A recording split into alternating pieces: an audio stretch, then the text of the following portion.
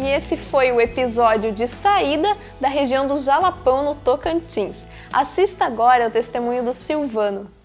Bom, o programa Transformação está sempre à procura de pessoas realmente transformadas pelo amor de Jesus, que vivem uma vida de intimidade com Deus, né? E hoje nós estamos aqui em Campo Grande, conhecendo o Silvano, que é um baita homem de Deus, realmente transformado. Cara, brigadão aí por estar com a gente aí, pra gente conhecer a tua vida aí. Ok, estou feliz de estar aqui no Transformação e compartilhar um pouco da minha vida com todos aqueles que estão assistindo o programa. Que legal. Silvano, é verdade que aos 2 anos de idade, né, você estava com seu pai foi baleado? Então, foi uma tragédia na minha família, né? Nós sou de uma família que veio do Nordeste para tentar a vida aqui, né, no Centro-Oeste. E em 76, aos meus 2 anos, o meu pai foi, né, assassinado, uma tragédia, né?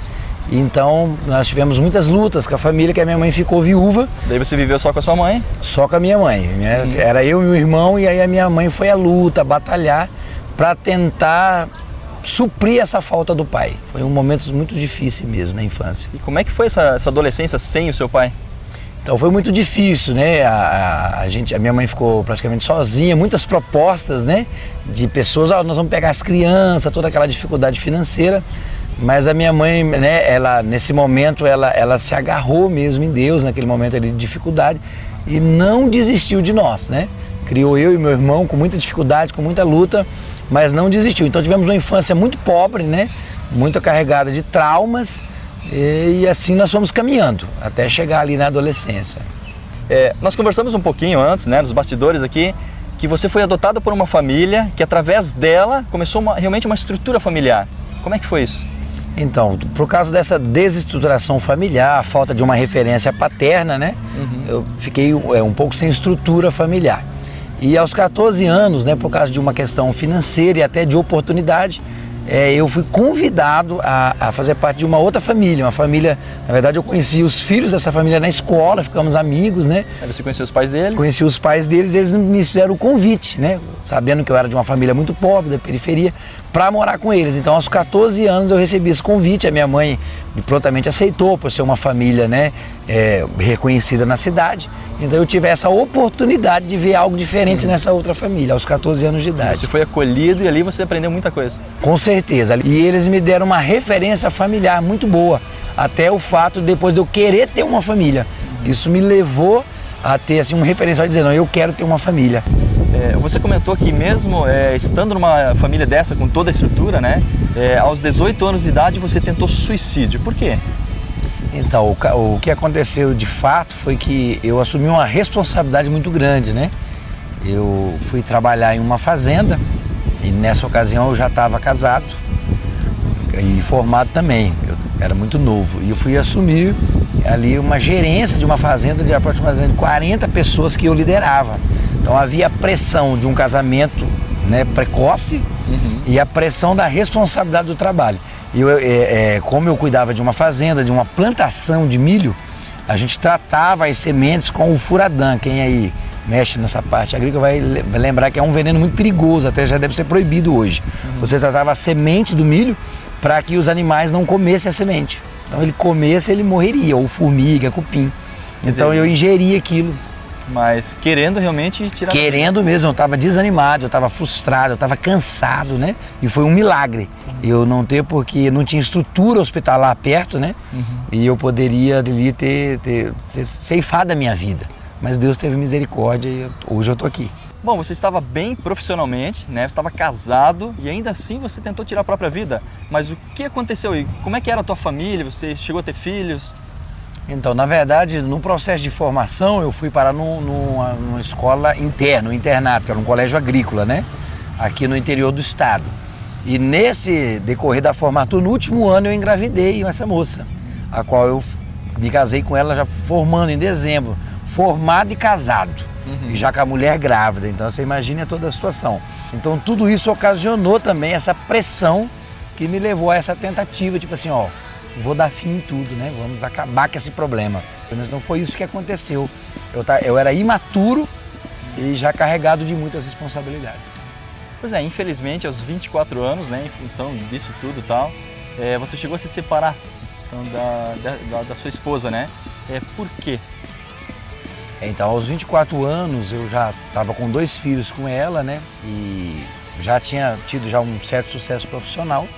E começou a vir aquela coisa do ganhar dinheiro, né? Do atingir objetivos e metas, né? E aquilo começou a gerar uma confusão. Eu falei, pô, eu sou novo, né? Eu sou bonito, tô com grana, vou ter que ser fiel. Então tem aquela luta que todo homem tem, né? Quando você casa muito novo, né? Mas agora era a hora de eu aproveitar e agora eu já tô casado, né? Então veio aquela luta, né? E o fato de eu ter ficado, por exemplo, dos 14 anos, né? Pouco tempo com essa família que tinha uma estrutura boa, fiquei pouco tempo. Então não conseguiu imprimir em mim ainda aquele caráter de fidelidade, de valorizar a esposa, valorizar os filhos. E isso me levou a me desestruturar, a me desesperar e de fato colocar o casamento por água abaixo. Quer dizer, daí bem financeiramente, né? O dinheiro já ajuda a aproveitar mais a vida e aí você acabou afundando o barco mesmo com a sua família daí. Aí no caso começou a surgir as oportunidades de sair à noite com os amigos, de beber, né? De ir para uma boate, conhecer outras meninas, enfim, aí veio a prostituição, a promiscuidade, a infidelidade conjugal, né? Aquela coisa da mente do homem, eu sempre dizia assim, né? Eu sempre falo isso, que para mim a única coisa impossível era um homem ser fiel, tipo, um homem ser casado com uma só mulher. Eu achava isso impossível, né? Durante muito tempo da minha vida achei isso impossível.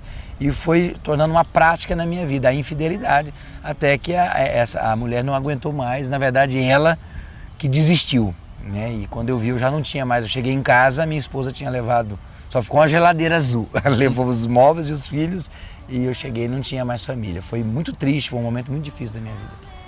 E depois que sua esposa meteu um pé, né, em ti, o que aconteceu contigo?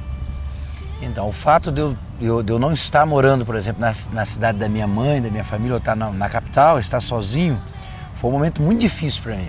Porque eu tinha uma família, de repente eu não tinha mais. Eu tinha uma casa para voltar, de repente eu não tinha mais esse lar para voltar, né? Não tinha mais a esposa, não tinha mais os filhos. Então o chão saiu, saiu fora da gente. Você fica perdido. E aí o que acontece? Os amigos, aqueles amigos, né? Os falsos amigos, né? Agora você é livre. Então aí eu me afundei mais na bebida. Eu lembro que eu tinha uma moto e às vezes eu parava na lanchonete sozinho, né? Aí eu digo aquilo, você nunca bebe sozinho, você bebe com os amigos. Eu já estava naquele ponto de beber sozinho, parar no lugar e começar a beber e subir numa moto perdido. Nesse período eu tive 2 relacionamentos furados, como a gente fala, juntou, né? Amigou, né? Com 2 mulheres e de fato eu estava infeliz e de fato fiz essas mulheres também infelizes. Então foi um momento muito difícil para mim.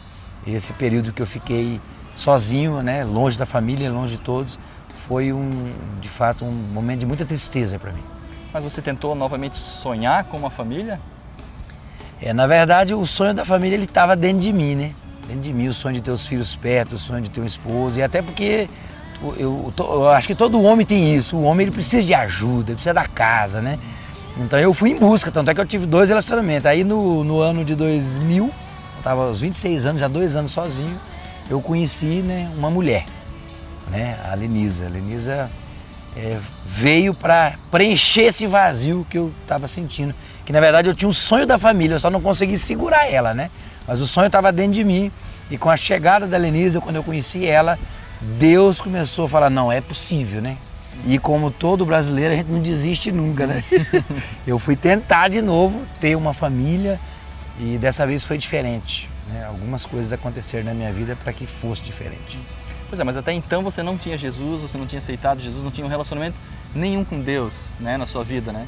E em que momento que Deus entrou na sua vida, na sua história?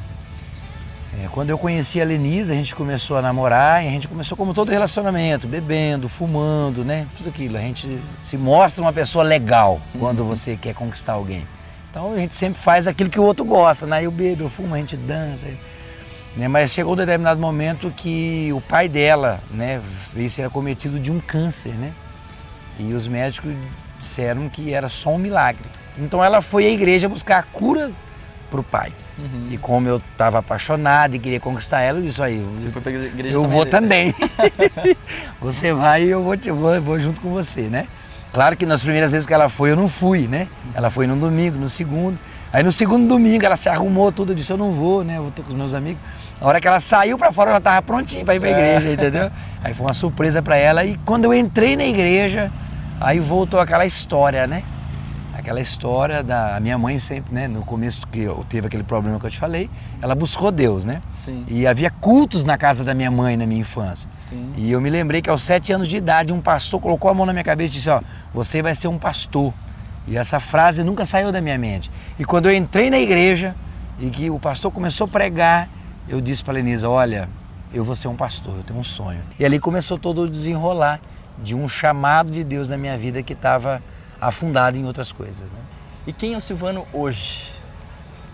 O Silvano hoje é a resposta, né, de um milagre, né? Eu digo que esse sonho que eu tinha de ter uma família, como no meu primeiro casamento eu tive 2 filhos, um casal. Aí eu casei com a Lenisa e hoje Deus também me deu 2 filhos. O mesmo sonho que existia lá atrás, Deus realizou, né? Então eu digo que quando você responde a um chamado de Deus, todos os seus sonhos são restaurados, inclusive aqueles que pareciam impossíveis, né? Então hoje eu tenho um casamento feliz, tenho 2 filhos, ainda tenho os 2, aqueles 2 continuam comigo, a gente tem um bom relacionamento e hoje eu tenho o Lael e já vou ter a Elise, então mais um casal de filhos, né? E uma família, o sonho que eu sempre tive. E aí eu me lancei no ministério. Hoje, no ano de 2003, né? Eu me tornei, né, pastor e fundei um ministério, né, uma igreja evangélica, sou o presidente dessa igreja. E logo após veio a chamada, né, para cuidar de crianças. Nós somos coordenadores de um abrigo chamado Menina dos Olhos de Deus aqui em Campo Grande. Cuidamos de aproximadamente 20 meninas, né, em 2 casas lares. E também somos envolvidos com projetos missionários, né? Temos um trabalho no Quênia, lá nas tribos turcanas, onde a gente cava poços no deserto. Cada poço desse hoje alimenta, né, dá água, mata a sede de 5.000 pessoas, né? Temos um projeto também no Peru começado, um projeto missionário no Peru. Um projeto aqui também de futebol, a gente ajuda um projeto chamado Um Gol, com crianças carentes também. E só está caminhando, crescendo cada vez mais e felizes por estar obedecendo o chamado de Deus. E quando você obedece o chamado de Deus, tudo o resto vem, né? O complemento, né? Um casamento feliz, um lar abençoado.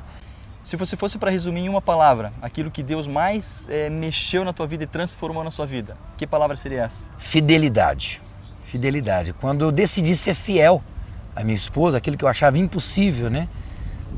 Eu tomei uma atitude, eu vou ser fiel. Independente do que acontecer, eu vou estar ao lado dela, vou amar ela, vou honrar ela. Todas as outras coisas começaram a caminhar na minha vida. O meu ministério, a minha vida financeira, os meus sonhos, os meus filhos, né? Então hoje para mim o maior milagre, a coisa mais importante é dizer, não, eu posso ser fiel. Eu posso amar alguém e me dedicar totalmente a uma pessoa. E todas as demais áreas da minha vida foram liberadas, posso dizer, desatadas, né?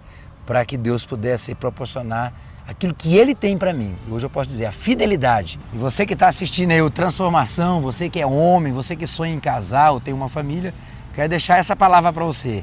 A fidelidade. Se você for fiel, né, ao seu casamento, à sua esposa, com certeza todas as outras áreas da sua vida vão ser abençoadas, porque Deus ama a fidelidade. A Bíblia fala que Ele procura os fiéis da terra. E esse é o recado para a sua vida, para a sua família. Busque a presença de Deus, deixa Deus transformar a sua vida como transformou a vida do Silvano. Obrigado, hein? Essa é uma bênção. As pessoas dizem que é tão difícil encontrar uma pessoa fiel hoje. Na verdade, é possível ser fiel sim. Jesus nos ensina e quer nos ajudar em todos os momentos da nossa vida. A gente ser fiel em cada decisão, em cada projeto, na nossa família, na nossa casa, na nossa escola, no nosso trabalho. Porque se nós formos fiéis, Jesus vai nos honrar, nos abençoar e muitas coisas vão acontecer por causa da nossa fidelidade. Então seja fiel em nome de Jesus. Eu amo esse Jesus. Ele é demais. Não, eu sou apaixonado por Ele. Não vivo um dia sem Ele. Esse é o nosso Deus. Que Ele te abençoe.